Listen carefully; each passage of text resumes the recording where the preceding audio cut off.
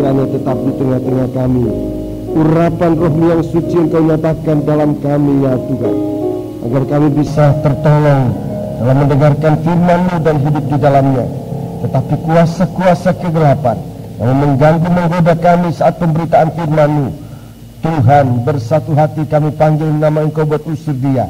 Di dalam nama Tuhan Yesus Kristus, segala roh jahat, setan, kami ikat, kami perintahkan kamu semua dalam nama Yesus pergi. Darah Yesus yang berkuasa. Terima kasih Bapa, haleluya. Terima kasih, terima kasih. Segala puji hormat dipersembahkan bagi Dikau ya Tuhan, di dalam nama Tuhan Yesus Kristus, haleluya, amin. Sidang jemaat yang dikasihi Tuhan, baiklah kita duduk dengan tenang di tempat kita ada, untuk dari tempat ini kita mendengarkan firman Tuhan. Salam sejahtera bagi kita sekalian, dan selamat berbahagia dalam menerima sabda Tuhan dalam nama Tuhan Yesus Kristus. Banyak berita-berita yang bisa menggelisahkan kita di hari-hari akhir ini, kejadian-kejadian di mana-mana, saudara-saudaraku, sebagai tanda-tanda bahwa kita wajib sekarang ini yang pasti adalah berjaga menanti kedatangan Tuhan. Segala berita, segala tanda-tanda, segala pengalaman-pengalaman yang menggetarkan, yang menakutkan, saudara-saudaraku, biarlah kita terima semua itu dengan sikap kita berjaga-jaga kepada Tuhan. Mari kita membaca dalam kitab Wahyu pasal 3. Jemaat Philadelphia, jemaat yang setia di dalam firman. 2 kali disebut, karena engkau menuruti firman-Ku. Yang pertama kali di dalam ayat yang ke-8, karena engkau menuruti firman-Ku dan engkau tidak menyangkal nama-Ku. Justru dalam keadaan tidak mempunyai kekuatan, justru dalam keadaan kekuatan kita sangat terbatas, Alkitab mengatakan, aku tahu segala kekuatanmu tidak seberapa, bahwa kekuatanmu tidak seberapa, namun engkau menurut firman-Ku dan engkau tidak menyangkal nama-Ku. Ini keadaan yang dapat kita manfaatkan di hari-hari ini. Di saat kita berada pada posisi semacam ini, tidak ada sesuatu yang dapat kita harapkan sebagai suatu kekuatan yang dapat menolong kita. Di saat itu firman Tuhan tampil. Di saat itu Tuhan datang dalam firman-Nya. Itulah penolong yang kita butuhkan. Dialah penolong yang kita harapkan. Dialah penolong yang sanggup menolong kita dalam banyak hal. Bahkan saudara-saudaraku, dalam ayat 10 dia katakan, karena engkau menurut firman-Ku untuk tekun menantikan aku, maka aku pun melindungi engkau dari hari pencobaan yang akan datang atas seluruh dunia untuk mencobai mereka yang diam di bumi. Saudara-saudaraku, banyak berita, banyak isu dan sebagainya yang membuat hati bisa gentar, membuat hati bisa leleh dan ragu-ragu dalam pengikutan kita kepada Tuhan, untuk datang dalam kebaktian, untuk melayani Tuhan dan sebagainya. Tetapi saudara-saudaraku, tidak ada jalan lain kepada kita. Yang Tuhan berikan adalah engkau menuruti firman. Firman Tuhan berikan kepada kita. Justru di hari-hari semacam ini adalah saatnya kita mendengarkan firman Allah.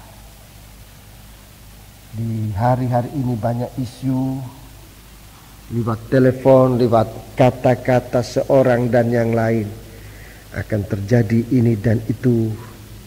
Kita tidak usah tekebur, kita tidak usah juga acu tak acu, kita juga tidak usah harus kemudian mengendorkan hati kita dalam ibadah, dalam pelayanan, sebab justru di situ letak perlindungan kita, karena engkau menuruti firman. Sebelum menurut firman, lebih dahulu mendengar firman. Kalau kita tidak mendengarkan firman, bagaimana kita bisa menuruti firman? Itu sebabnya saat-saat pemberitaan firman di hari-hari ini, itu adalah saat yang termahal untuk saat ini. Saat bisa mendengarkan firman, itu adalah saat yang termahal untuk kita hari-hari. Saat yang terpenting. Harta yang sangat berharga adalah saat kita mendengarkan firman. Itu sebabnya kita berbahagia pada pagi hari ini. Seberapa yang ada, kita mendapat kesempatan untuk mendengar firman. Sebab kita menghadapi pertolongan, dan ini pertolongan yang terakhir. Pertolongan yang saya sebutkan ini pertolongan Tuhan kepada manusia yang terakhir. Sesudah itu manusia tidak perlu ditolong lagi. Ini pertolongan yang terakhir. Banyak hal kita ditolong tuh dalam kesaksian. 3 kesaksian tadi yang kita sama-sama sudah dengarkan, semua bersaksi tentang pertolongan Tuhan, pertolongan Tuhan, pertolongan Tuhan. Tetapi pertolongan itu belum terakhir. Kita ditolong dari kecelakaan, kita ditolong dari kekurangan kita ditolong dari bermacam-macam hal. Tetapi ada satu pertolongan Tuhan, dan pertolongan ini merupakan suatu pertolongan Tuhan terakhir. Sesudah itu manusia tidak perlu ditolong lagi. Dan kalau kita berada pada pertolongan yang terakhir, kitalah orang yang berbahagia. Ini pertolongan yang terakhir. Mari kita membaca itu dalam ayat yang ke-11. Kita baca ayat, untuk melengkapi lebih baik kita baca ayat 10 dan ayat 11. Karena engkau menuruti firman-Ku, untuk tekun menantikan aku. Tekun menantikan aku. Maka aku pun akan melindungi engkau dari hari pencobaan yang akan datang atas seluruh dunia, untuk mencobai mereka yang diam di bumi. Di sini dalam hal ini kita perlu ditolong. Ditolong, dilindungi oleh Tuhan. Ini pertolongan Tuhan terakhir. Harus kita berada dalam lindungan. Pertolongan di sini merupakan satu lindungan Tuhan. Kita harus ada dalam lindungan Tuhan. Kalau tidak, saudara-saudaraku, kita sudah tidak tertolong. Kalau tidak berada dalam lindungan Allah di hari ini, di saat pencobaan yang akan datang atas seluruh dunia ini, tidak tertolong. Manusia itu sudah tidak tertolong. Tuhan tidak memberi pertolongan lagi. Ini pertolongan terakhir. Tekun menantikan aku. Ayat 11, perhatikan. Aku datang segera. Aku datang segera. Terus, peganglah apa yang ada padamu, supaya tidak seorang pun mengambil mahkotamu. Ya, ini pertolongan terakhir. Rasul Paulus mengatakan situasi semacam ini suatu akhir dari peperangan. Rasul Paulus mengatakan pengalaman ini adalah suatu akhir dari peperangan. Sesudah itu tidak ada peperangan lagi. Tidak ada segalanya tidak ada.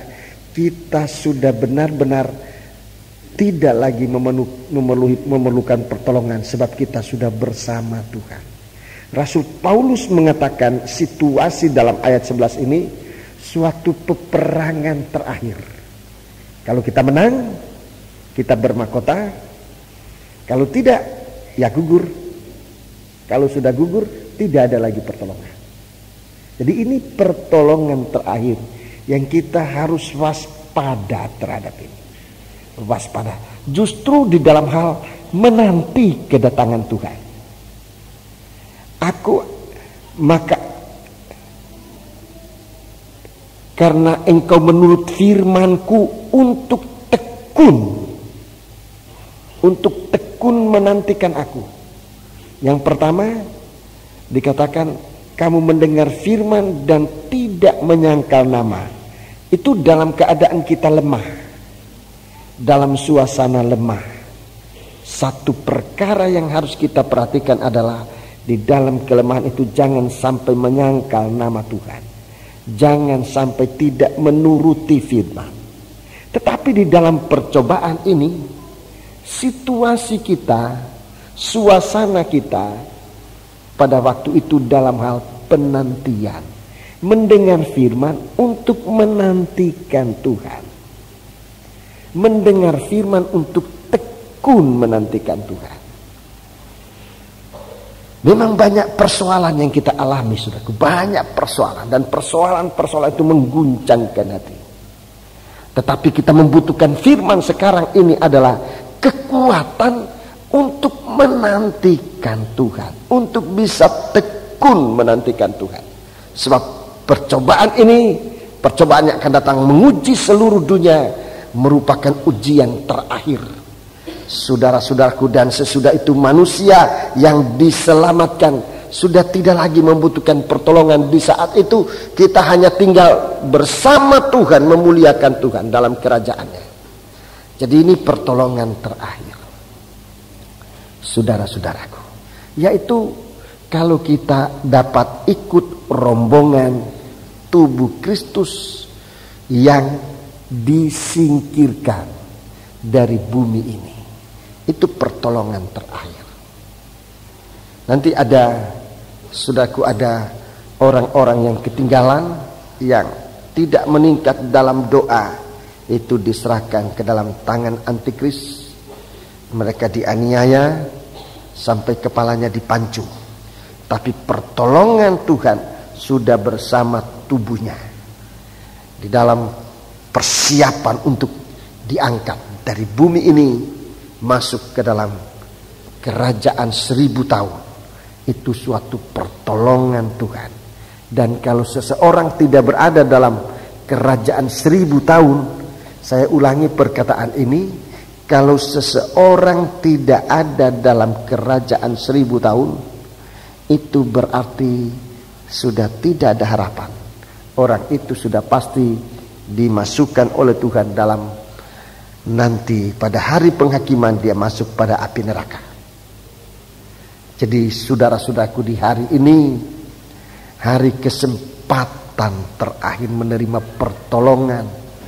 Saudara-saudaraku, saya namakan ini pertolongan terakhir. Sesudah itu tidak ada lagi. Tidak ada lagi pertolongan. Kita sekarang masuk dalam lindungan Allah. Dalam Bible Study saya katakan, perlindungan Allah sekarang adalah masuk dalam persekutuan tubuh Kristus. Firman yang kita dengar ini menjadi daging, mempersekutukan kita. Masuk dalam kesatuan tubuh Kristus. Itu perlindungan sekarang ini. Perlindungan yang kita alami sekarang. Perlindungan pertama yang Tuhan berikan kepada kita sekarang. Masuk dalam persekutuan tubuh Kristus. Itu sebabnya di dalam surat Ibrani, dalam surat Ibrani pasal yang ke-10, surat Ibrani pasal yang ke-10, di situ sengaja meninggalkan persekutuan. Sengaja meninggalkan persekutuan, Tuhan katakan sebagai suatu dosa yang tidak terampuni, sebab dia berada di luar tubuh Kristus. Tidak ada lagi pertolongan. Coba kita baca Ibrani pasal 10 itu ayat 25. Janganlah kita menjauhkan diri dari pertemuan-pertemuan ibadah kita, seperti dibiasakan oleh beberapa orang. Tetapi marilah kita saling menasihati, dan semakin giat melakukannya menjelang hari Tuhan yang mendekat. 26. Sebab jika kita sengaja berbuat dosa sesudah memperoleh pengetahuan tentang kebenaran, maka tidak ada lagi korban untuk menghapus dosa itu. 27. Tetapi yang ada ialah kematian yang mengerikan akan penghakiman, dan api yang dahsyat yang akan menghanguskan semua orang durhaka. Ya, terima kasih. Jadi ini saudaraku menentang pekerjaan firman dan Roh Kudus.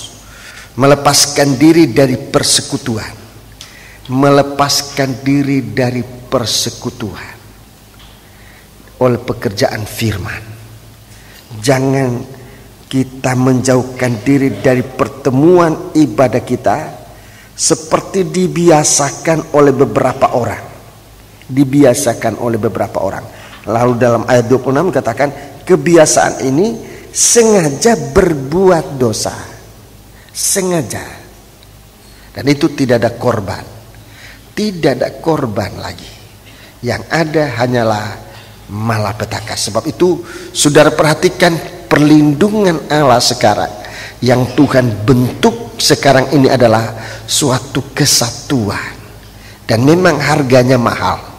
Untuk mempersekutukan tubuh Kristus ini, Tuhan memberikan tubuhnya di kayu salib mati, tubuhnya dipecah-pecahkan, darahnya dicurahkan.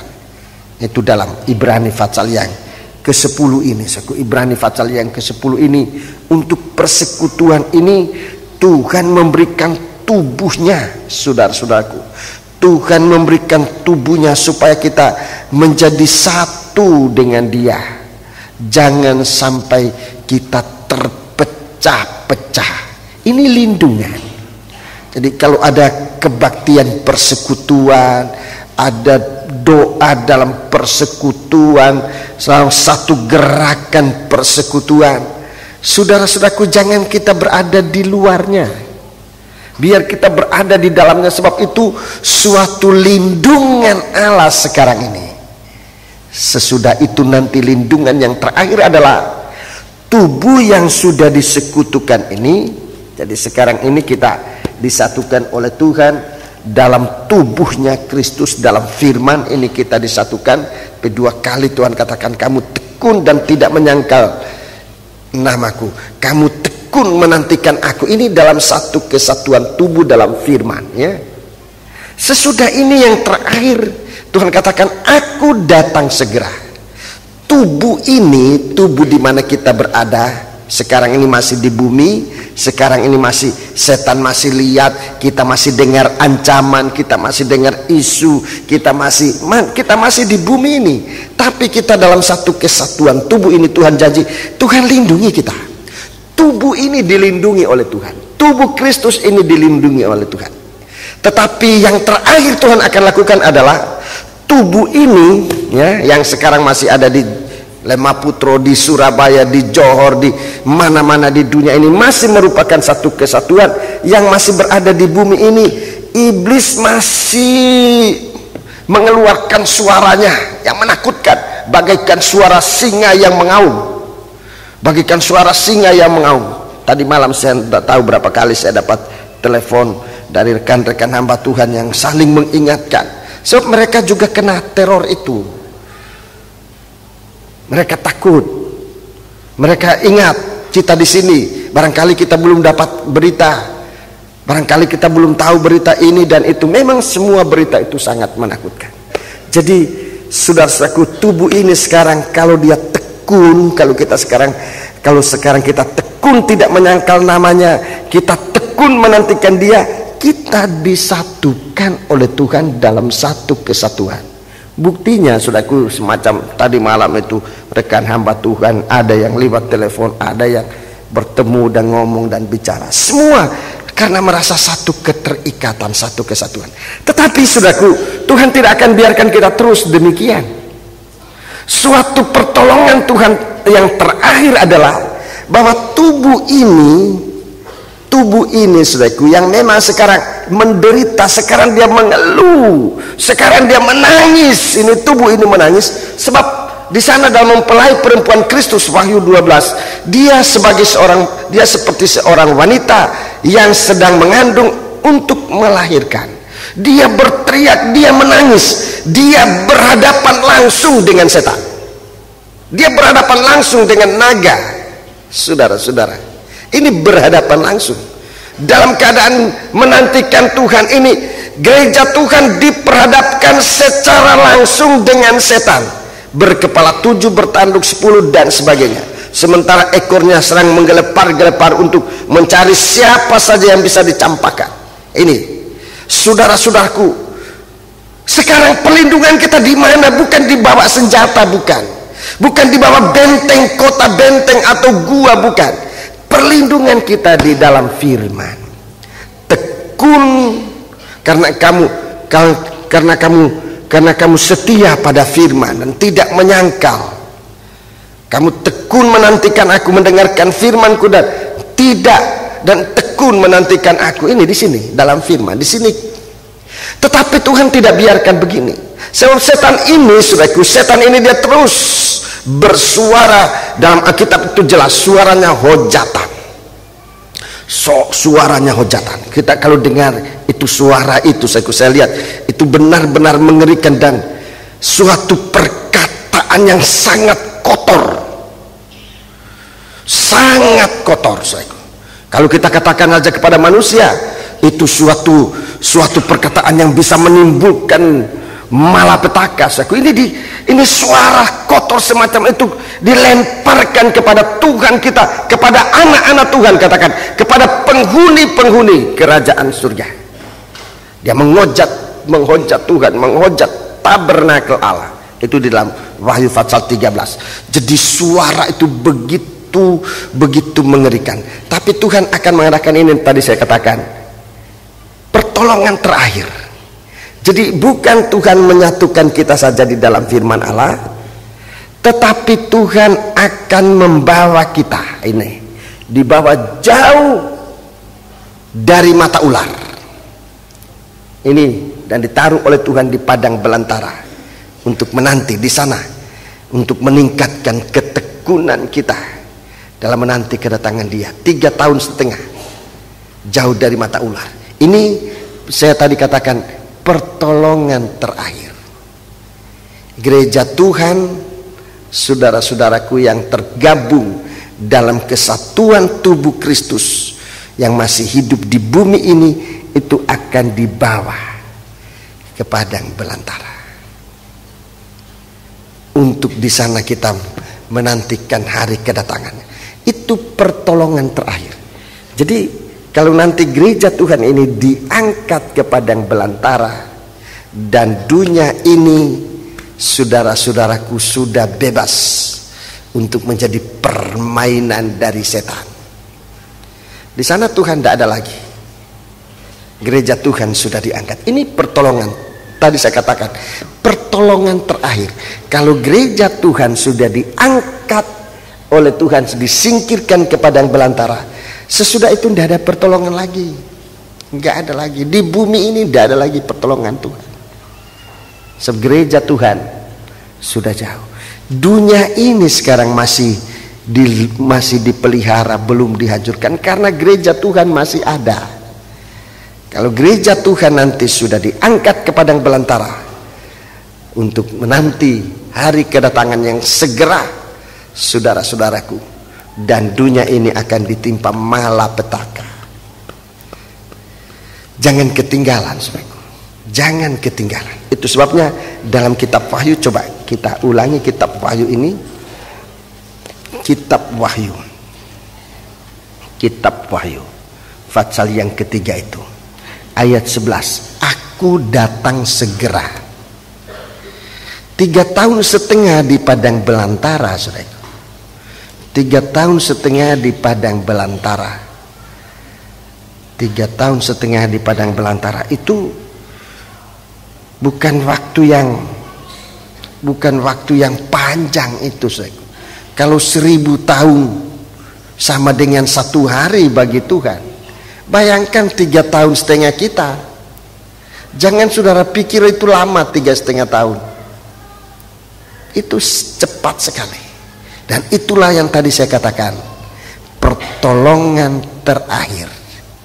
Gereja Tuhan disingkirkan ke padang belantara untuk siap diangkat oleh Tuhan di awang-awang yang permai. Di saat itu orang mati dibangkitkan, kita yang masih di padang belantara diubah, dilengkapkan dalam sekejap mata. Kita diangkat ke padang belantara, ke kerajaan 1000 tahun. Sebab itu saudaraku, peganglah apa yang ada padamu supaya tidak seorang pun mengambil mahkotamu. Jadi kita sekarang berada dalam peperangan terakhir. Berperang dengan tabiat daging yang, saudara-saudaraku, ini merupakan tabiat-tabiat daging yang akhir yang harus dirobek. Salah satu tabiat daging ini, saudaraku, namanya tidak tekun, lengah. Ini yang harus diperangi sekarang ini. Jadi salah satu tabiat daging yang terakhir yang harus diperangi adalah lengah. Ada banyak tabiat daging diperangi hari demi hari, tapi tabiat-tabiat daging yang terakhir, saudara-saudaraku, yang perlu dirobek itu salah satunya lengah. Jika Tuhan izinkan, saya akan tunjukkan tabiat daging terakhir yang harus dirobek dalam kesempatan kebaktian doa nanti, kalau Tuhan izinkan. Tapi dari sekian tabiat daging terakhir ini, saudara-saudaraku, termasuk di dalamnya lengah, tidak tekun. Dan ini tabiat yang harus diperangi sekarang ini. Kalau kita bisa memerangi keadaan lengah ini, yang namanya tidak tekun ini, saudara-saudaraku, kita sudah dalam lindungan Allah. Sebab Tuhan janji ini, karena kamu tekun, karena engkau menuruti firman-Ku untuk tekun menantikan Aku. Nah, ini tabiat daging yang terakhir yang harus dapat diperangi, yang harus dapat dirobek untuk kita menjadi orang yang tekun menantikan Tuhan. Dan Tuhan katakan, Aku datang segera. Mari kita mau periksa tentang pengertian tekun ini. Jadi peperangan kita, Rasul Paulus dalam 2 Timotius pasal yang ke-4, 2 Timotius pasal yang ke-4, dia katakan itu peperangan terakhir. 2 Timotius pasal yang ke-4, 2 Timotius pasal yang ke-4, ayat 9. Berusahalah supaya segera datang kepadaku, karena maafkan, ayat yang ke-6, ayat yang ke-6. Mengenai diriku, ya, darahku sudah mulai dicurahkan sebagai persembahan, dan saat kematianku sudah dekat. Ya, ayat 7. Aku telah mengakhiri pertandingan yang baik. Ya, ini pertandingan, ini peperangan terakhir. Akhir dari peperangan, akhir dari pertandingan. Terus aku telah mencapai garis akhir, ya, dan aku telah memelihara iman. Tekun menantikan Tuhan, memelihara iman. Ini mengakhiri pertarungan dengan daging ini, saudaraku. Ini musuh yang datang dari daging ini, tidak tekun, gampang tergoda, gampang ketakutan, dan kemudian menyingkir melakukan jalan sendiri. Ini daging. Aku telah mengakhiri pertandingan dengan baik. Aku telah mencapai garis akhir, dan aku telah memelihara iman. 8. Sekarang telah tersedia bagiku mahkota kebenaran. Mahkota kebenaran. Tekun supaya jangan orang mengambil mahkotamu. Aku datang segera. Tekun supaya jangan ada orang mengambil mahkotamu. Aku sudah mendapat mahkota. Mahkota telah tersedia bagiku. Itu mahkota kebenaran.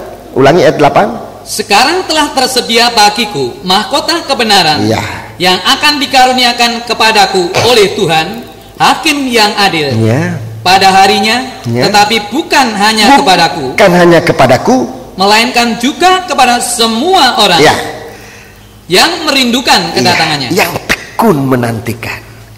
Ini sudah kita berada pada langkah peperangan terakhir. Peperangan terakhir ini melawan daging ini. Tuhan katakan secara langsung, karena engkau tekun, karena engkau mendengar firman-Ku dan tekun menantikan Aku. Ini peperangan.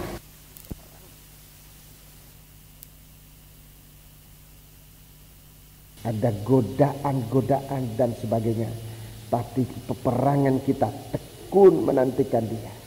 Bagaimana kita bisa mendengar firman untuk tekun, mendengar firman untuk tekun. Sekarang bukan lagi mendengar firman hanya untuk sekedar mendapatkan ini, mendapatkan itu dan sebagainya. Itu bisa, tapi itu belum terakhir. Itu masih, kalau kita mendapat kedudukan, mendapat harta, mendapat berkat dan sebagainya, lain kali dengan apa yang kita terima itu kita malah salah gunakan. Ini tidak tekun. Sudah diberkati oleh Tuhan, sesudah diberkati oleh Tuhan, lupa Tuhan, malah tinggalkan Tuhan, malah mulai menantang Tuhan. Itu sebabnya saudara-saudaraku, dalam doa kita mohon, dalam doa waktu makan pun jangan lupa sebutkan, kalau kami makan makanan ini biar kami dapat kekuatan, bukan untuk melawan Engkau, bukan untuk mendurhaka kepadamu, tetapi supaya kami tekun menantikan Engkau. Kekuatan untuk tekun menantikan Tuhan, kekuatan untuk memuliakan Tuhan.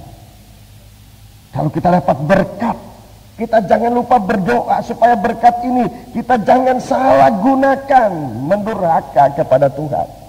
Kalau kita dapat kesehatan tubuh ini bisa sehat, jangan kita salah gunakan kesehatan tubuh, kekuatan ini untuk meninggalkan Tuhan, untuk menentang Tuhan, untuk mendurhaka kepada Tuhan. Tapi kekuatan ini kita pakai untuk melayani Tuhan. Haleluya. Untuk memuliakan Tuhan. Sebab di sini katakan, mahkota itu bukan hanya untuk aku saja, tetapi untuk semua orang yang merindukan. Ini lebih dari tekun. Merindukan kedatangannya. Ini Tuhan kasih mahkota. Kerinduan kita akan kedatangannya, saudara-saudaraku, juga sudah merupakan jaminan mahkota tetap ada pada kepala kita. Tidak diambil oleh Tuhan. Itu yang benar. Kerinduan kita di hari-hari ini, yaitu akan kedatangannya. Itu jaminan mahkota tetap kita miliki.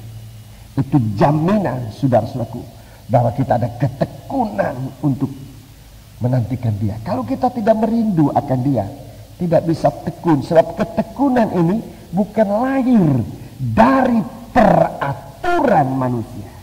Ibadat peraturan tidak melahirkan ketekunan. Ibadat Taurat tidak melahirkan ketekunan.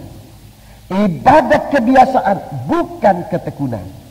Tetapi ketekunan menantikan Dia lahir dari hati yang merindu akan kedatangannya. Itu jaminan mahkota kebenaran. Saudara-saudaraku, sebab itu Rasul Paulus menggunakan istilah semua orang yang merindukan kedatangannya disediakan. Perkataan ini masih disediakan mahkota, disebut mahkota kebenaran. Injil Lukas pasal 12. Saya kasih contoh dalam Injil Lukas pasal yang ke-12. Injil Lukas pasal yang ke-12. Injil Lukas pasal yang ke-12 sampai pasal yang ke-17. Saudara-saudaraku, ini tabiat-tabiat daging. Tabiat-tabiat daging yang harus dirobek, saudaraku. Menjelang hari Tuhan. Kita membaca pasal yang ke-12, ini salah satu tabiat daging. Salah satu tabiat daging yang harus dirobek. Ayat 35 kita baca sampai dengan ayat yang ke-43. Ayat 35 sampai 43. Hendaklah pinggangmu tetap berikat dan pelitamu tetap menyala. Dan hendaklah kamu sama seperti orang-orang yang menanti-nantikan tuannya yang pulang dari perkawinan, supaya jika ia datang dan mengetok pintu, segera dibuka pintu baginya. Ya, terus Berbahagialah hamba-hamba yang didapati tuannya berjaga-jaga ketika ia datang. baca terus. Aku berkata kepadamu, sesungguhnya ia akan mengikat pinggangnya dan mempersilahkan mereka untuk duduk makan, dan ia akan melayani mereka. Dan apabila ia datang pada tengah malam atau pada dini hari dan mendapati mereka berlaku demikian, maka berbahagialah mereka. Tetapi ketahuilah ini, jika tuan rumah tahu pukul berapa pencuri akan datang, ia tidak akan membiarkan rumahnya dibongkar. Hendaklah kamu juga siap sedia, karena Anak Manusia datang pada saat yang tidak kamu sangkakan. Kata Petrus, Tuhan, kamikah yang engkau maksudkan dengan perumpamaan itu, atau juga semua orang? Jawab Tuhan, jadi siapakah pengurus rumah yang setia dan bijaksana, yang akan diangkat oleh tuannya menjadi kepala atas semua hambanya untuk memberikan makanan kepada mereka pada waktunya? Berbahagialah hamba yang didapati tuannya melakukan tugasnya itu ketika tuannya itu datang. Ya, sampai di situ. Jadi ini yang namanya tekun. Ini yang namanya tekun. Ada dua pengertian tentang tekun. Yang dinamakan tekun ini ada dua pengertian dalam ajaran Tuhan. Dalam bahagian ayat ini, ayat 35 sesungguhnya sampai ayat 48, kita tadi baca sampai 43, itu sudah bisa kita lihat ada dua pengertian tentang tekun. Pertama, tekun dalam arti waspada. Tekun dalam arti waspada. Ini namanya tekun. Waspada. Waspada terhadap apa? Waspada terhadap kedatangan Tuhan. Sebab waktunya tidak seorang pun yang mengetahui. Anak di surga, anak tidak tahu. Malaikat di surga hanya yang tahu. Tidak tahu. Tidak ada seorang pun tahu. Anak tidak tahu, malaikat juga tidak tahu. Hanya Bapa di surga yang tahu. Jadi untuk kedatangan Tuhan itu sangat rahasia.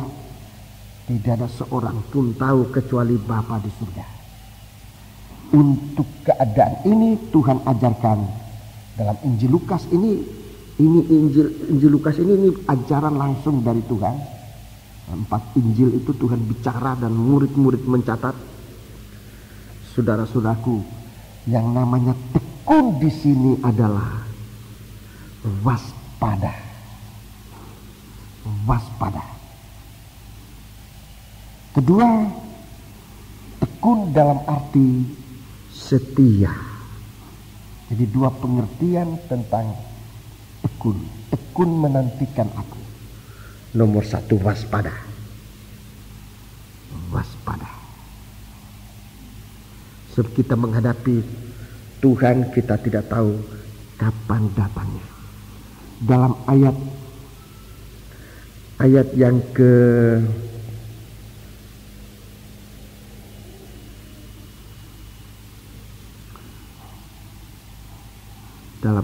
yang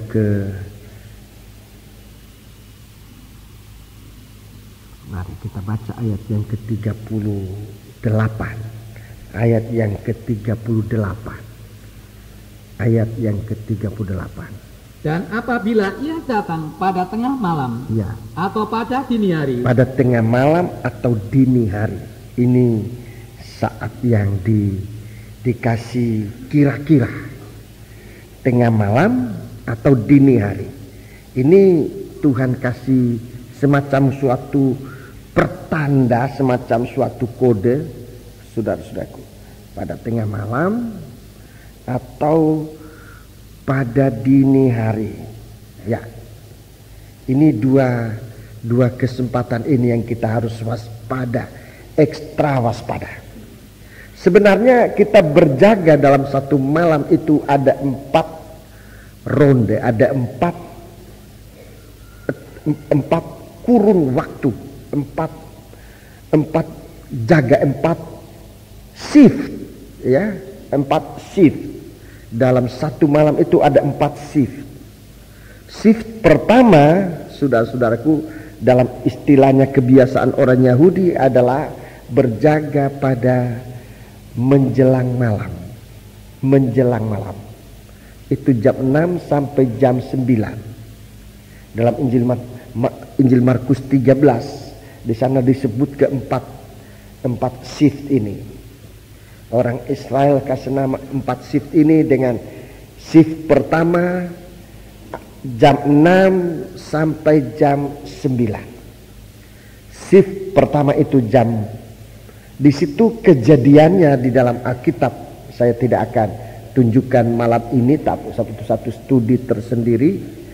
Di situ yang diutamakan waktu Yesus bangkit menjelang malam itu adalah Tuhan bicara dengan firman, bicara tentang firman dan perjamuan suci.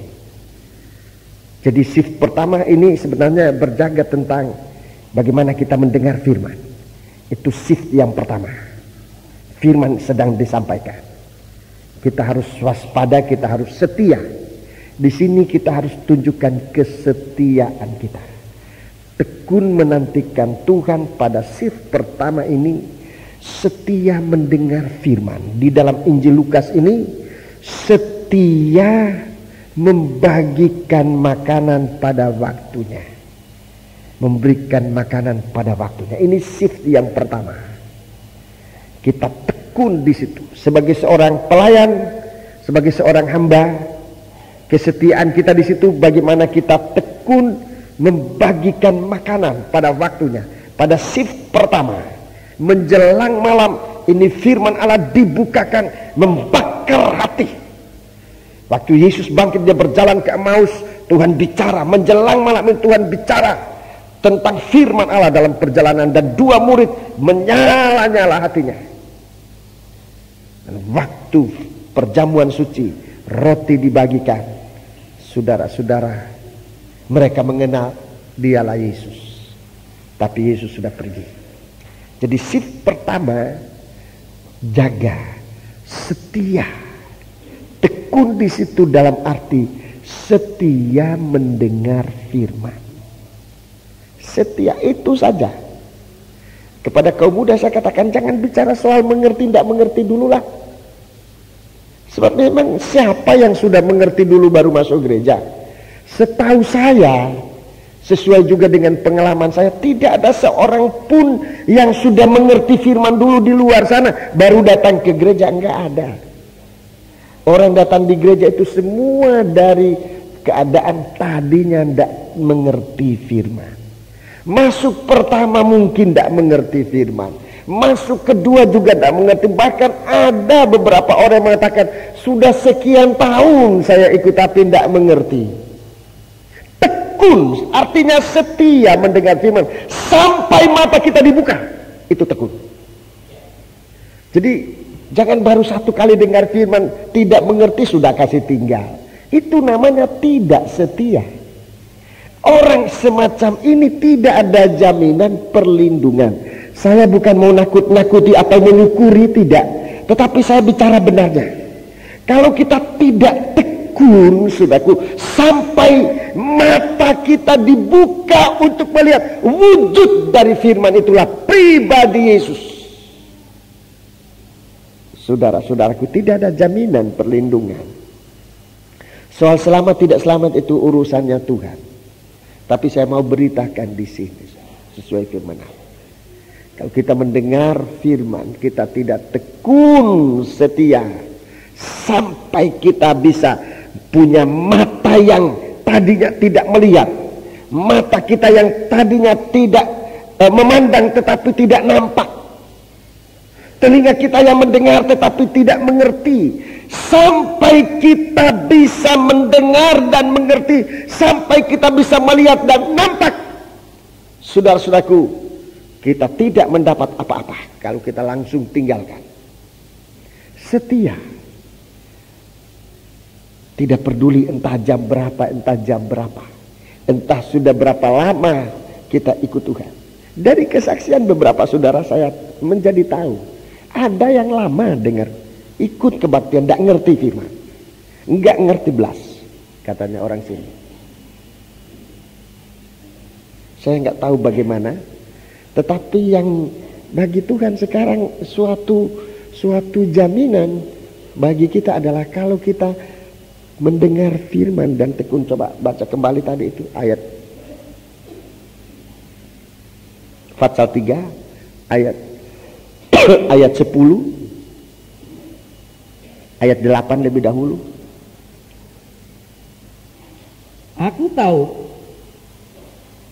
Aku tahu segala pekerjaanmu. Lihatlah, aku telah membuka pintu bagimu. Pintu terbuka, bisa masuk gereja kan, pintu terbuka. Ada kesempatan, tubuh sehat, ada kebaktian, ada gereja, ada kebaktian, pintu terbuka. Kemampuanmu tidak seberapa, dengar firman tidak ngerti, lihat tidak nampak. Kemampuanmu tidak seberapa. Aku tahu, Tuhan katakan aku tahu. Terus? Yang tidak dapat ditutup oleh seorang pun. Aku tahu bahwa kekuatanmu tidak seberapa. Kekuatanmu tidak seberapa, tapi pintu dibukakan. Kekuatan tidak seberapa, tapi kesempatan untuk berbakti diberikan. Sekarang setia atau tidak? Kalau soal kekuatan, aku tahu kekuatanmu tidak seberapa. Bahkan mungkin tidak punya kekuatan. Dan itu pun Tuhan tahu. Terus? Namun engkau menuruti firman-Ku. Engkau menuruti firman-Ku. Dan engkau tidak menyangkal namaku. 10. Karena engkau menuruti firman-Ku. Iya, menuruti firman-Ku. Sekalipun kamu punya kemampuan tidak seberapa, pengertianmu tidak seberapa, tidak seperti orang lain sekali dengar langsung mengerti, langsung bisa khotbah. Kamu tidak begitu, tetapi kamu nurut. Yang kalau Tuhan katakan tidak berzina, jangan berzina, ya itu aja dia ikuti. Oh, tidak boleh, kalau ada tawaran tidak mau. Sekalipun dia tidak bisa khotbah, pengertiannya hanya itu. Oh, ini dilarang oleh Tuhan, ini nggak boleh, ini yang boleh. Cuma sampai segitu pengertiannya. Tekun menuruti firman-Ku, terus untuk tekun menantikan aku. Untuk tekun menantikan aku. Terus? Maka aku pun akan melindungi engkau dari hari pencobaan yang akan datang atas seluruh dunia untuk mencobai mereka yang diam di bumi. Iya, tekun di sini dalam arti setia mendengar firman. Bayangkan, saudaraku, kalau dari tahun ke tahun nggak ngerti, tapi terus datang seperti domba yang, saudara-saudaraku, begitu datang langsung tekun makan rumput. Itu domba. Saudara perhatikan domba di padang, itu pekerjaannya nggak ada lain. Kalau sudah lihat domba yang digembalakan itu, begitu dibawa sampai di padang langsung tunduk makan rumput. Itu aja pekerjaan. Begitu indah penglihatan itu. Kalau memandang domba-domba sedang makan itu indah. Sedang dia makan itu tidak ada kesempatan dia berkelahi, tidak ada kesempatan dia tukaran, tidak ada kesempatan, sebab dia tekun makan rumput. Yang tukaran itu yang tidak makan rumput.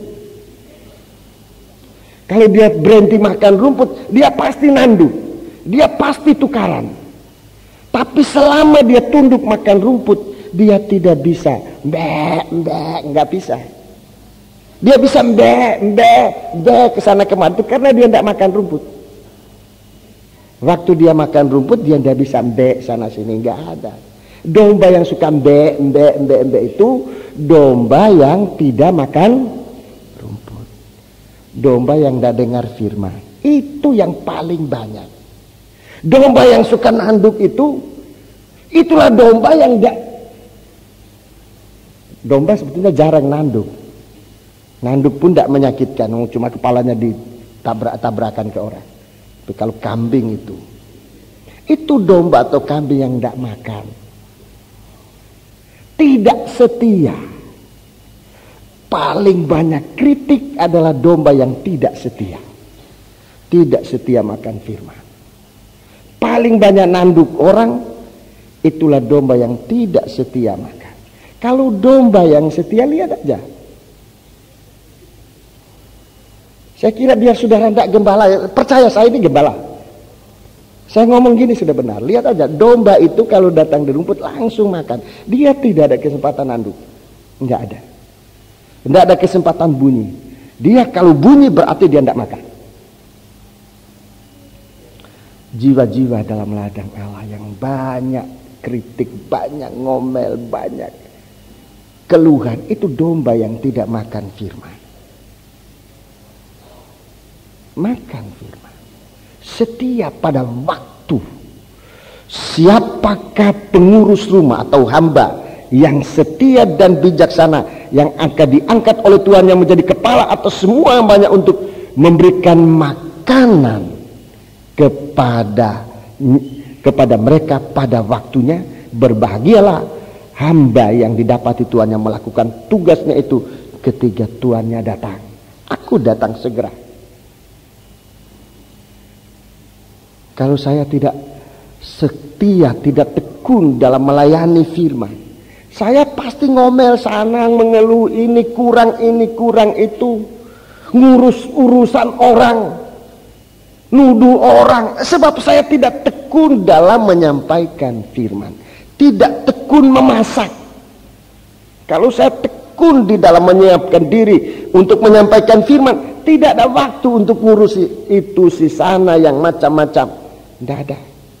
Hanya memikirkan bagaimana bisa mendapat makanan dari Tuhan untuk dibagi-bagikan kepada sidang jemaat. Ini ketekunan. Jadi tekun menantikan kedatangan Tuhan dalam arti setia mendengarkan firman. Setiap untuk waspada kapan jam, kapan waktu distribusi makanan dari atas, dari sorga untuk kehidupan kita, supaya kita kuat. Dan kepada hamba Tuhan, Rasul Paulus nasihatkan, siap sedialah baik atau tidak baik waktunya. Baik atau tidak baik waktunya, beritakan firman. Ini hamba yang setia. Ini terjadi pada shift pertama, menjelang malam, menjelang hari pencobaan. Di dalam Injil Lukas pasal 12 ini dua shift disebutkan yang berurutan. Tengah malam. Ini shift yang kedua. Tengah malam ini shift yang kedua. Tengah malam ini shift yang kedua.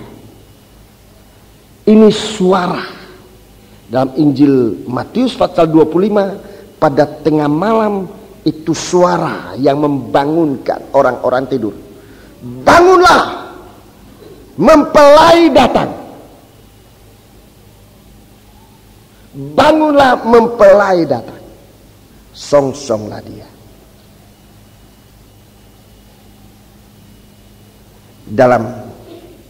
Dalam suatu terjemahan dikatakan, bangun, lihat wujudnya mempelai. Lihat wujudnya mempelai.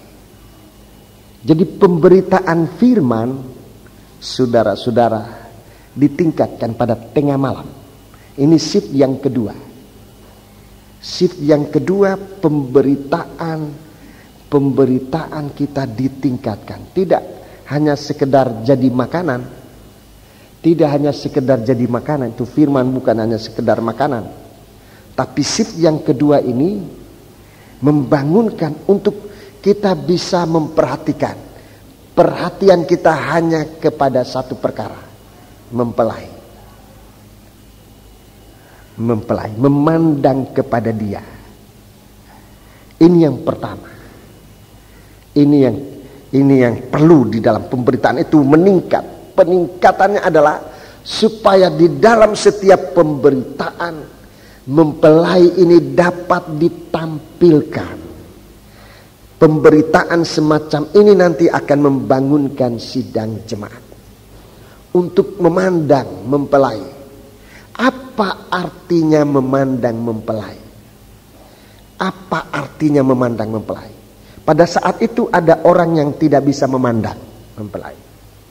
Pada tengah malam itu, saudara, saat dimana wujud Kristus ditampilkan, dia adalah Allah, dia adalah mempelai laki-laki. Di saat itu dua hal terjadi. Orang yang keras hati itu sudah siap untuk binasa.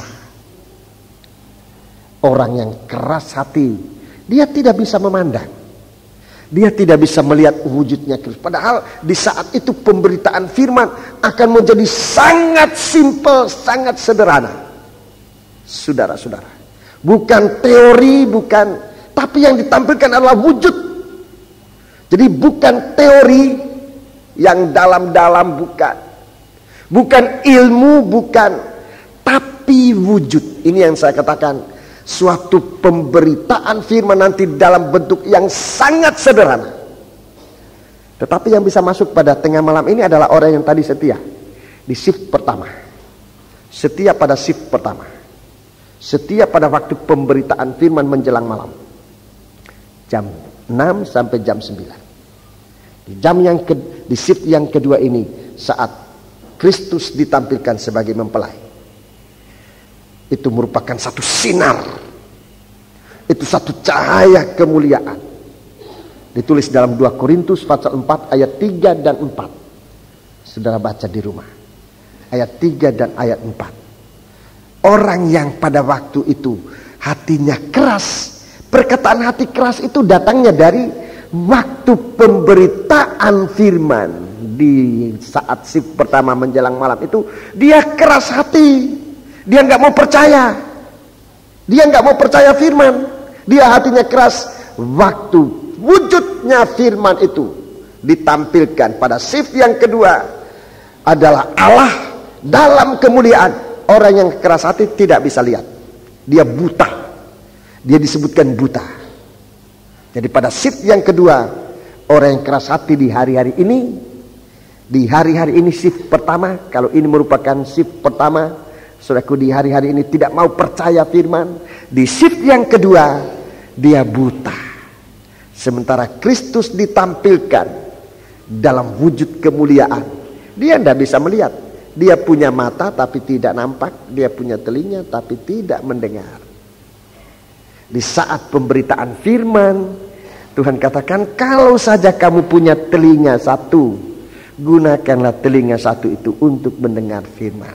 Apalagi kalau 2 telinga, mendengar firman dan dengar-dengaran. Itu saja. Supaya pada shift yang kedua, saat mempelai datang, kita bisa melihat dia. Dia dalam kemuliaan. Saudara-saudaraku, dalam 2 Korintus pasal 3 ayat yang ke-18, begitu kita memandang dia, kita diubah oleh Tuhan. Ini terjadi pada tengah malam. Pada saat dunia ini nanti masuk dalam kejahatan yang lebih mendalam. Tengah malam itu bicara kejahatan dunia akan lebih hebat, akan lebih pekat. Tapi di saat itu anak-anak Tuhan yang sudah mendengarkan firman dengan tekun, setia mendengarkan firman, di saat itu dia berubah dari kemuliaan kepada kemuliaan yang lebih besar. Ini shift yang kedua, saudara-saudara. Di mana saat itu firman Allah begitu jelas. Bahkan tidak lagi nanti orang bertanya, ajarkan aku kenal Tuhan, tidak ada lagi. Ajarkan aku firman, tidak ada lagi. Sebab semua anak-anak Tuhan mengenal dia. Semua anak Tuhan memandang dia. Kita sangat jelas dengan dia. Justru di saat tengah malam, justru di saat percobaan menimpa dunia ini, yang gelap akan menjadi gelap, tapi yang terang, yang taat, yang setia, dia akan makin berubah, sampai dia akan mencapai kemuliaan sama seperti Tuhan mulia. Itu shift yang kedua. Tengah malam kita memandang dia, lihat mempelai datang. Ini tema kita sekarang ini. Lihat mempelai datang.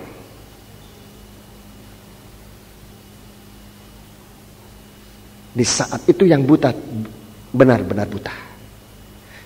Di saat itu kepada mereka, kepada kita yang mata dibuka, Kristus akan tampak dalam kemuliaan.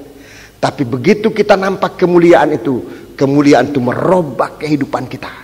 menjadi sama mulia seperti Dia. Kemudian shift yang ketiga, di sini dikatakan dini hari. Dini hari. Dini hari. Disebutkan dini hari. Ini masanya ayam berkokok.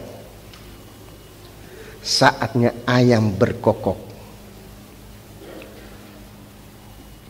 Kalau saya bicara tentang ayam berkokok, saudara langsung ingat siapa?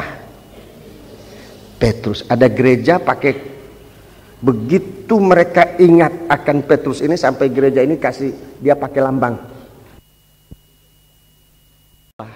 Tidak, dia juga tidak salah. Tapi kita juga tidak perlu niru-niru. Oh pasang ayam jago di lambang kita Jawa Timur, ayam jago, tapi jagonya utang. Lambang kita Jawa Timur ini, maskotnya kita Jawa Timur ini ayam hutan.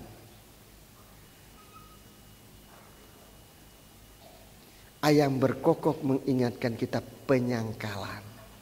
Siapa menyangkal? Siapa yang menyangkal? Lihat urut-urutannya. Yang menyangkal itu adalah orang Kristen. Orang Kristen yang waktu firman Tuhan diberitakan tidak bisa ngerti dan tidak tekun. Lalu tinggalkan Tuhan. Di waktu Yesus ditampilkan dalam kemuliaan, dia tidak bisa melihat. Dia tidak bisa melihat. Di waktu dini hari. Di waktu dini hari. Saat kita harus menentukan. Kita tetap mengaku namanya atau tidak. Di saat itu terjadi penyangkalan. Inilah orang. Orang itu disebutkan buta dan tuli. Waktu firman Tuhan diberitakan, dia tuli. Shift pertama, dia tuli. Waktu Yesus ditampilkan dalam wujudnya, dia buta. Waktu harus berhadapan, mengaku dia atau tidak, pasti dia menyangkal.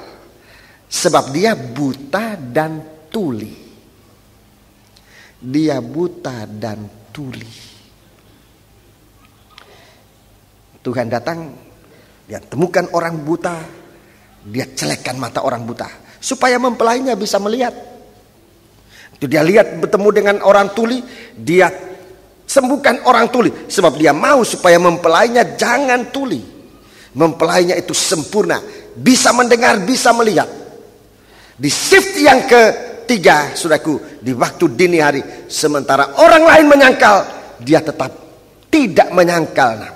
Karena engkau tekun mendengar, karena engkau melakukan firman, engkau menurut firman, dan tidak menyangkal namaku, engkau pun tekun menantikan aku. Itu shift yang ketiga, antara jam 12 sampai jam 3. Itu shift yang ketiga. Shift di mana kita harus menentukan sikap, ikut Tuhan atau ikut dunia, ikut Tuhan atau ikut dunia. Bagaimana di saat itu kita punya penyembahan kepada Tuhan, benar-benar saudara-saudaraku menjadi kekasihnya Tuhan, atau ikut daging. Siapa yang turut daging menjadi seterunya Allah. Siapa yang ikut dunia menjadi seterunya Allah. Dan dia tidak bisa mengalami ini yang tadi, perlindungan terakhir, diangkat, disingkirkan ke padang belantara untuk nanti masuk ke kerajaan 1000 tahun. Jadi itulah shift yang ketiga, dini hari. Dua hal ini yang dikemukakan di sini. Dua hal ini, dua shift ini. Waktu Yesus ditampilkan, waktu kita harus mengaku atau tidak. Itulah kalau dikatakan, kalau dia datang pada tengah malam, apa kita bisa lihat dia? Apa itu tengah malam?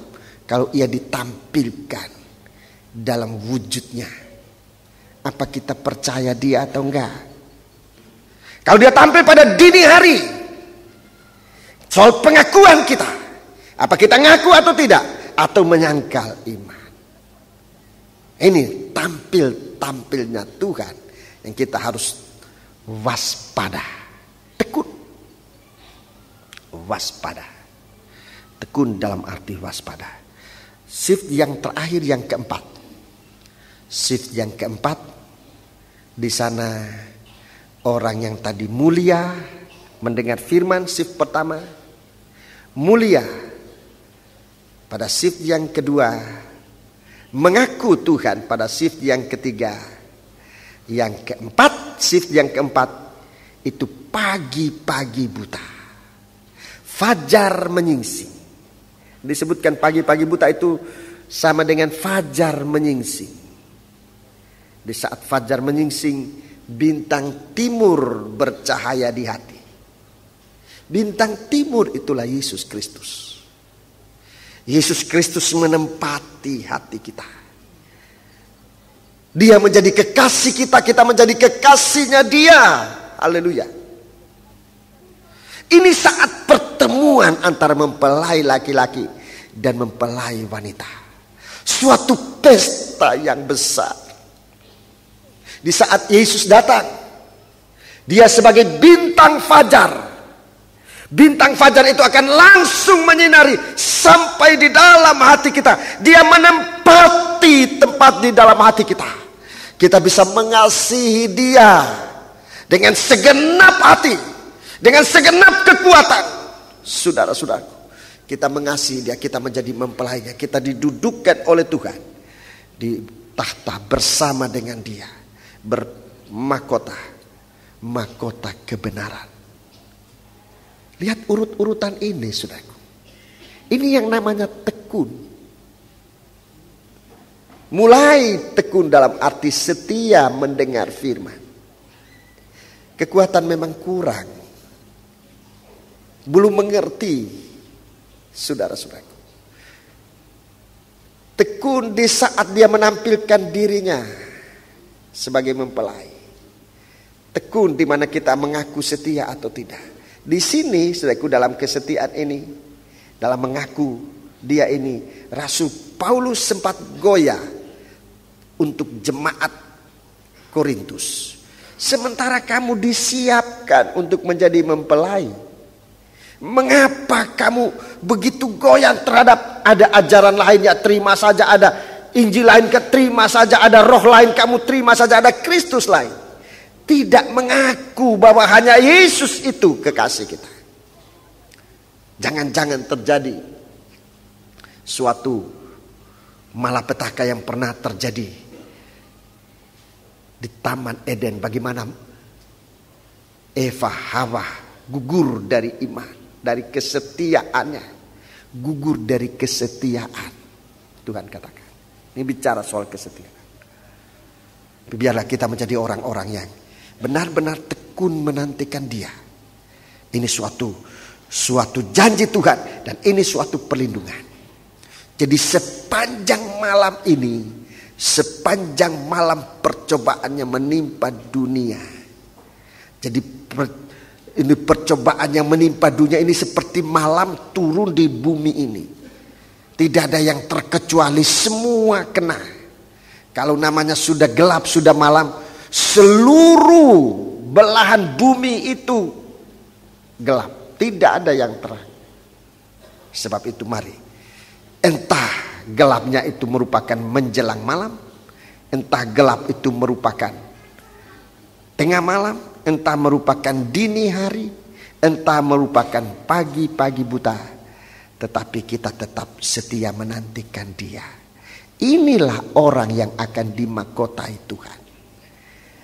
Dimahkotai Tuhan sampai waktu fajar menyingsing, bintang fajar bercahaya di hatimu. Akulah bintang fajar yang gilang gemilang. Di sana terjadi suatu kesatuan, menganten dan roh berseru, mari ya Tuhan. Saat itu, saudara-saudaraku, Tuhan datang dan tidak ada lagi.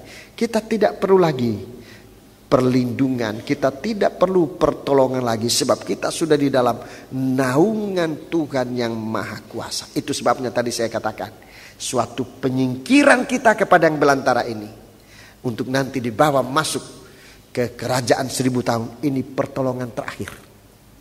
Sesudah itu tidak ada lagi. Sesudah itu nggak ada lagi. Saya tidak tahu sejauh mana saudara dapat menangkap firman Allah ini. Tetapi tekunlah kepada Tuhan. Setia. Setia. Jangan menjadi tidak setia. Meninggalkan Tuhan karena tidak mengerti firman. Saudara-saudaraku, sulit. Tuhan membutuhkan kesetiaan. Tuhan membutuhkan, carilah firman sementara bisa mendapat, sebab sesudah ini tidak ada lagi.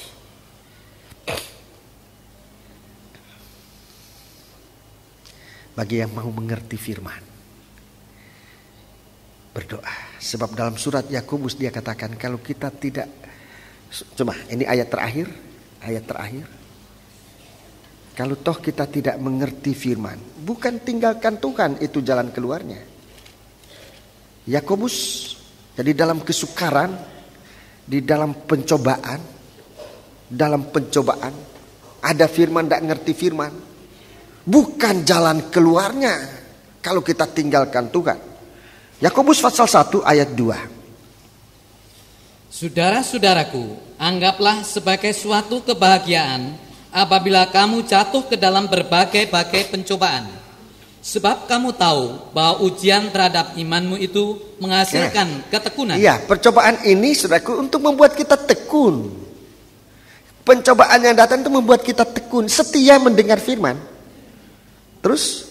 Dan biarlah ketekunan itu memperoleh buah yang matang, supaya kamu menjadi sempurna. Ya, jadi ketekunan ini nanti tekun mendengar firman, bisa melihat wujudnya Kristus, bisa mengaku dia, bisa masuk menjadi mempelai. Matang, sempurna. Dan jadi itu, dari tekun mendengar firman, ya memang dari tidak mengerti, tapi tekun. Dan biarlah ketekunanmu menjadi matang supaya kamu menjadi sempurna dan utuh dan tak kekurangan suatu apapun. Ayat 5, dengar. Tetapi apabila di antara kamu ada yang kekurangan hikmat, ada yang nggak ngerti. Tetapi jika di antara kamu ada yang nggak ngerti, tidak ada yang kekurangan hikmat, ada yang 1 kali dengar langsung ngerti, ada yang 2 kali, 3 kali, ada yang bertahun-tahun, kok nggak ngerti. Tekun. Tetapi apabila di antara kamu yang kekurangan hikmat, dengar firman yang enggak ngerti, terus hendaklah ia memintakannya kepada Allah. Memintakannya kepada Tuhan. Yang memberikan pada semua orang, iya, dengan murah hati. Dan dengan tidak membangkit-bangkit, iya, maka hal itu akan diberikan kepadanya. Iya. Siapa yang merasa kurang atau tidak mengerti, dia bangkit berdiri dan mohon kepada Tuhan untuk bisa mengerti. Kita sudah mendengar firman Allah. Siapa yang merasa aku belum mengerti betul, atau aku kurang mengerti, atau aku sama sekali tidak mengerti, biarlah ia memintanya kepada Tuhan. Sekarang saya beri kesempatan bagi yang merasa aku nggak ngerti Tuhan, atau aku ngerti sedikit, atau aku sama sekali tidak mengerti, tetapi aku mau jadi sempurna, diselamatkan. Bagi saudara itu bangkit berdiri. Sebab Tuhan katakan, hendaklah ia meminta, Tuhan akan curahkan. Tuhan akan curahkan dengan tidak membangkit-bangkit. Itu artinya Tuhan beri dengan rela. Semua sudah siap yang ingin menjadi mengerti firman. Yang ingin menjadi mengerti firman, saya menantikan saudara. Tidak dipaksa. Yang tidak mau ngerti nggak apa-apa, tapi kasihan. Yang mau mengerti firman, bangkit berdiri. Kita tidak memohon minta berkat, minta apa. Mohon supaya Tuhan berikan kita hikmat untuk mengerti firman. Siapa yang kurang hikmat, hendaklah ia meminta. Tundukkan kepala. Adakah kerinduan di hatimu? Haleluya. Haleluya, haleluya, haleluya, haleluya. Haleluya, haleluya. Mungkin ini kesulitanmu selama ini. Engkau tidak mengerti firman, tetapi tidak pernah mohon itu. Saudara mungkin selama ini mohon berkat, mohon pertolongan, tetapi segala-galanya itu berkat, pertolongan itu dari firman. Asalnya dari firman. Haleluya, haleluya. Haleluya, haleluya. Biar Tuhan memberikan kita hikmat untuk mengerti firman. Haleluya, haleluya. Ku rindu firman. Ku rindu firman-Mu. Haleluya, haleluya. Sambil tundukkan, lihat sejauh mana saudara membutuhkan firman Allah. Itu adalah berkat. Itu adalah perlindungan Allah. Itu adalah kuasa dan kekuatan Tuhan. Haleluya. Haleluya.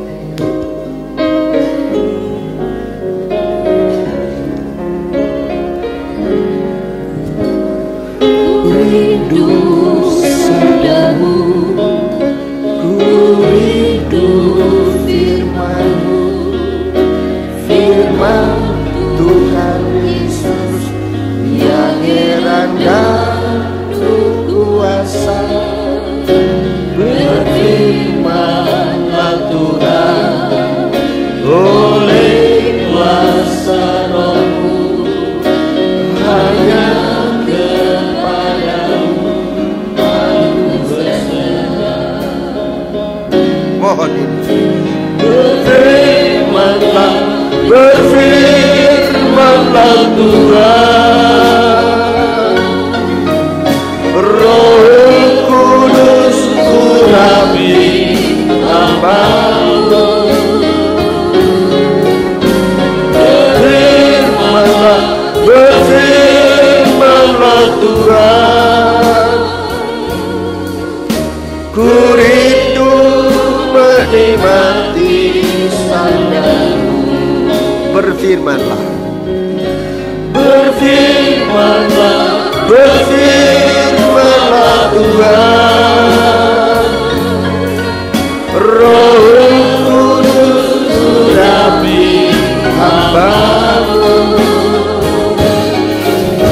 Berfirmanlah, berfirmanlah Tuhan, ku rindu menikmati sabda-Mu. Berfirmanlah, berfirmanlah Tuhan, haleluya. Roh Kudus urapi hamba-Mu. Berfirmanlah, berfirmanlah Tuhan, ku rindu menikmati sabda-Mu. Ku rindu sabda-Mu. Ku rindu sabda-Mu. Ku rindu firman-Mu, firman Tuhan Yesus yang heran dan kuasa. Berfirmanlah Tuhan oleh kuasa Roh-Mu, hanya kepadamu aku berserah. Kita angkat tangan, kita mohon kepada Tuhan.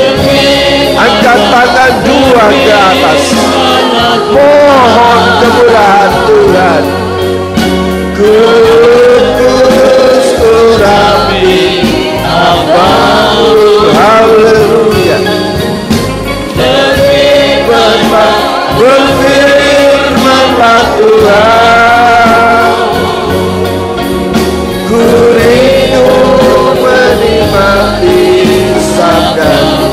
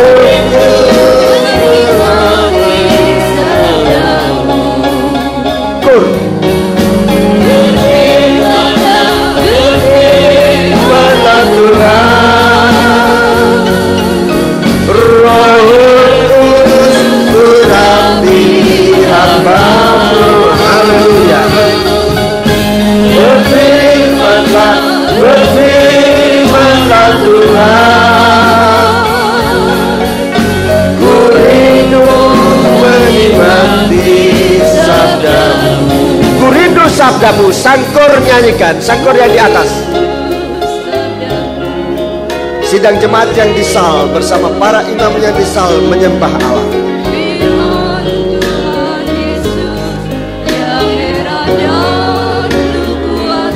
Sidang jemaat menyembah Allah. Oleh kuasa Roh-Mu, hanya kepadamu aku berserah. Ku rindu sabdamu. Sekali lagi seluruh imam yang di balkon ini. Firman-Mu, firman Tuhan, yang herannya berkuasa.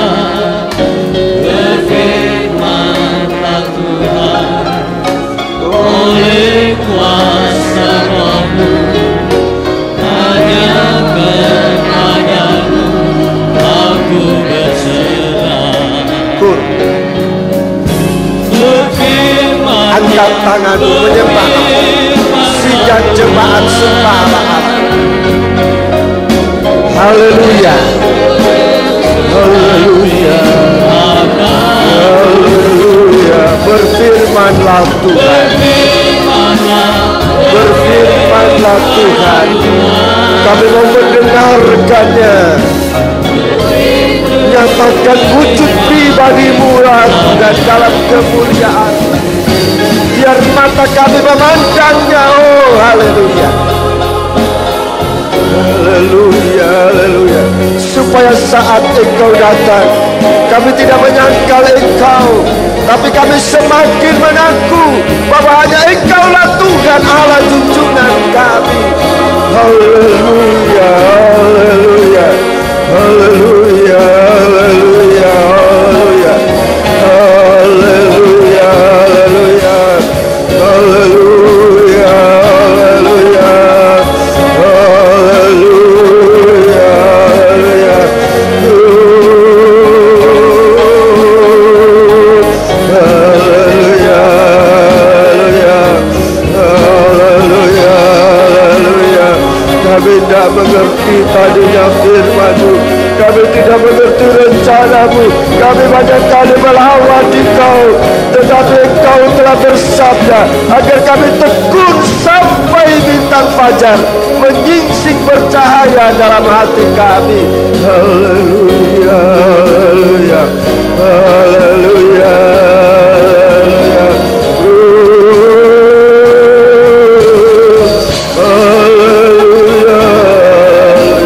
Berfirmanlah Tuhan secara pribadi menghadapi kami ya Tuhan. Berfirmanlah Tuhan. Berfirman, kami mau mendengarkan sabda-Mu. Ajarkan kami kehendak-Mu Tuhan. Nyatakan apa yang Engkau tidak berkenan, agar kami menjauhi dan melepaskan dari kami. Hanya Engkau yang menjadi kekasih jiwa kami. Terima kasih Tuhan, turunkan tangan. Terima kasih Tuhan, terima kasih. Terima kasih. Selama ini banyak kali kami tidak mengerti firman-Mu, karena perhatian kami tidak dipusatkan kepadamu, karena kelemahan kami, dan karena banyak sebab-sebab yang membuat kami tidak mengerti firman-Mu. Tetapi kesempatan ini kami datang, kami mohon supaya kiranya jangan Engkau berhenti berfirman Tuhan, supaya kami bisa mengerti dan bisa menerima Engkau, memandang Engkau sebagai Allah dalam kemuliaan-Mu Tuhan. Terima kasih, merubahkan kami menjadi sama seperti Dikau. Terima kasih Bapa, haleluya. Perlindungan dari Engkau kiranya tetap berlaku dalam kami sekalian. Terima kasih, haleluya, terima kasih. Dalam nama Yesus kami berdoa. Terima kasih, amin.